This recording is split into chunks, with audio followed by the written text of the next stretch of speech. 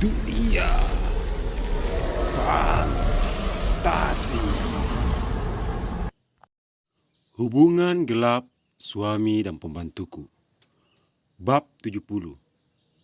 Pemilik toko sesungguhnya. Sementara itu, aku dan Nisa menuju ke arah toko utama. Pikiran kami sudah kemana-mana. Toko kini mulai kewalahan dalam memproduksi pesanan para pelanggan. Mbak kenal dengan Sally? Tanya Nisa yang saat itu sedang mengemudi, sedangkan aku duduk di sampingnya. Aku sangat kenal. Dia itu istri mantan kakak iparku. Memangnya ada apa dengan dia? Tanya aku balik. Dengar-dengar, dialah pemilik toko baru itu. Sally memang salah satu anak orang terpandang di kota ini. Pakaian yang digunakan pun rata-rata modis dan bermerek, mengikuti zaman. Wajarlah kalau dia membuka bisnis pakaian seperti kita. Betul Mbak, apalagi Pak Fatur sepertinya mendukung sepenuhnya usaha Sally itu. Berkat Pak Fatur, pabrik yang sebelumnya ditentang keras oleh berbagai ormas akhirnya bisa lolos. Entah kuasa apa yang dimiliki manusia itu hingga orang-orang takut padanya. Pantas saja Pak Joko sepertinya takut dengan Sally. Toko kita akan mengalami rintangan besar ke depannya. Ya Allah, tunjukkanlah kami jalan. Jangan biarkan usaha yang kurintis mulai dari nol itu hancur. Amin. Mbak tenang, dan mari kita berdoa bersama-sama. Setiap cobaan pasti ada jalan keluar. Tidak terasa, kami tiba juga di toko. Setelah Nisa memarkirkan kendaraan, kami langsung keluar dan menuju ke arah pintu masuk toko. Marta, coba lihat si Rini. Lagaknya seperti bos besar. Dia terjemput oleh Bu Nisa kemanapun dia mau. Aku heran dengan Ibu Nisa itu. Bisa-bisanya dia mau berteman dengan manusia kere seperti Rini. Ucap seorang karyawan toko pada temannya yang saat itu memandang kedatangan kami melalui dinding kaca. Namanya juga mereka berteman, jadi wajarlah seperti itu. Harusnya kita bangga bisa memiliki bos yang tidak memandang status ekonomi seseorang. Kalau aku mau ogah, mending berteman dengan karyawan toko yang mungkin derajat kita lebih tinggi dari dia. Jangan menilai orang terlalu cepat.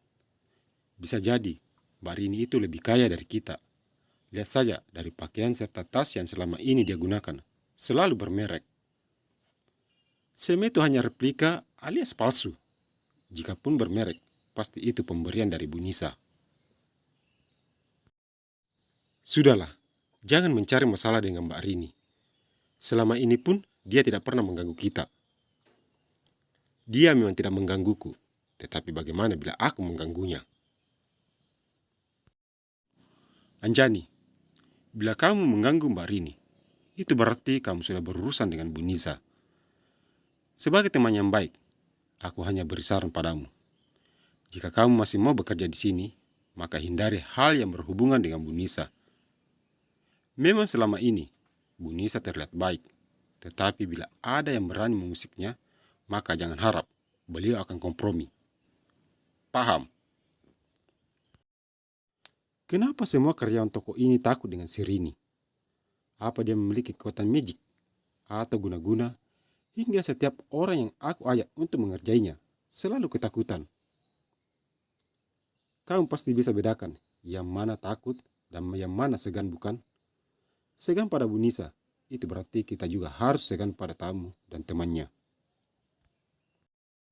Sudahlah, kalian semua itu sama saja. Ada baiknya aku cari cara untuk mengerjai perempuan sok bos itu. Anjani berlalu pergi, meninggalkan Marta.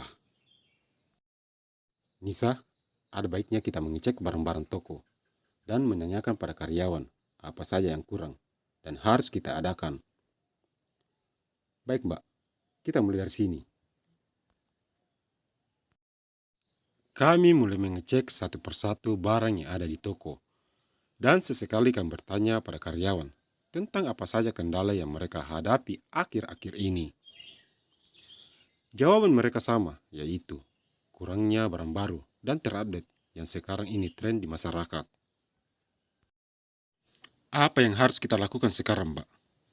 Tidak mungkin bukan kita membuat desain baru dengan menggunakan kain kualitas nomor 2 dari pabrik tekstil itu. Jangan, itu sama halnya kita membohongi pelanggan kita. Nanti aku cari cara bagaimana agar toko kembali normal seperti biasa. Nisa, aku ke kamar kecil dulu. Tolong pegang ini sebentar. Kuserahkan tasku pada Nisa, lalu melangkah ke kamar kecil yang ada di bagian belakang gedung toko. Aku masuk ke dalam ruang kecil itu dan tidak lupa menguncinya. Sekarang rasakan ini.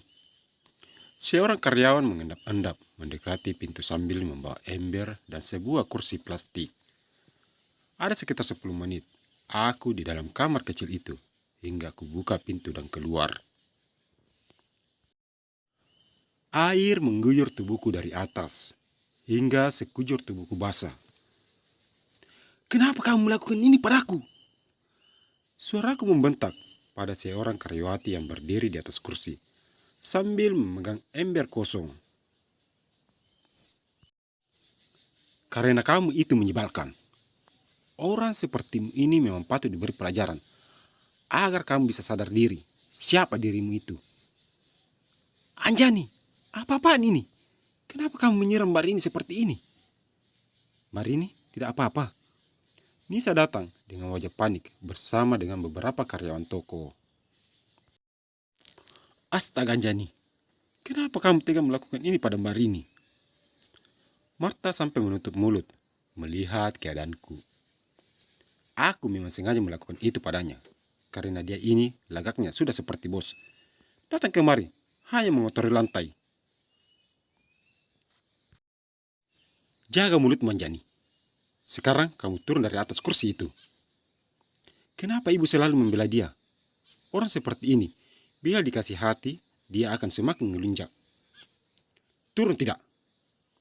Kedua mata Nisa melotot sempurna. Anjani segera turun setelah melihat api kemarahan di wajah Nisa. Dengarkan Anjani dan semua yang ada di sini. Mungkin selama ini kalian menganggap aku adalah pemilik toko ini. Itu semua salah. Aku hanya pekerja seperti kalian yang dapat gaji dari seseorang. Apa kalian tahu siapa pemilik toko ini sesungguhnya? Dengarkan baik-baik. Pemilik toko sebenarnya adalah orang yang sekarang berdiri di hadapan kita saat ini. Ember yang ada di tangan Anjani seketika terlepas dan jatuh. Apa? Mbak Rini pemilik toko ini? Terdengar riuh suara para karyawan. Ampunkan saya, Bu. Saya benar-benar tidak tahu kalau Anda adalah bos kami. Anjani bersimpu di hadapanku sambil menangis. Aku hanya diam melihat perempuan itu. Sekarang kamu berdiri dan cepat bereskan semua barang-barangmu. Soal gajimu, akhir bulan baru aku transfer bersama gaji para karyawan. Bentak Nisa. Ampunkan saya Bu Nisa. Tolong beri satu kesempatan lagi. Saya janji akan memperbaiki sikap saya. Sekarang pergi kataku. Di luar sana masih banyak yang ingin bekerja di sini. Apa gunanya juga mempekerjakan karyawan yang sama sekali tidak punya adab sepertimu? Sekarang kalian semua sudah tahu bos kita sebenarnya. Jadi, aku mohon, mulai hari ini, kalian hormatlah pada Mbak Rini sebagai atasan kita. Baik, jawab mereka serentak. Kalau begitu, kalian boleh kembali bekerja dan beritahu pada teman-teman kalian apa yang telah kalian dengar hari ini. Para pekerja pun bubar dan kembali melakukan aktivitas mereka seperti biasa. Aku sungguh minta maaf atas perilaku Anjani pada Mbak. Tidak apa-apa Nisa, aku malah berterima kasih padamu. Ayo Mbak, kita ke ruanganku. Di sana ada handuk dan baju ganti. Aku mengangguk dan mengikuti Nisa dari arah belakang. Ikuti terus kisah ini. Dan jangan lupa untuk terus memberi dukungannya dengan cara subscribe, komentar, like, share, dan nyalakan lonceng notifikasinya agar tidak ketinggalan video terbaru dari kami. Terima kasih.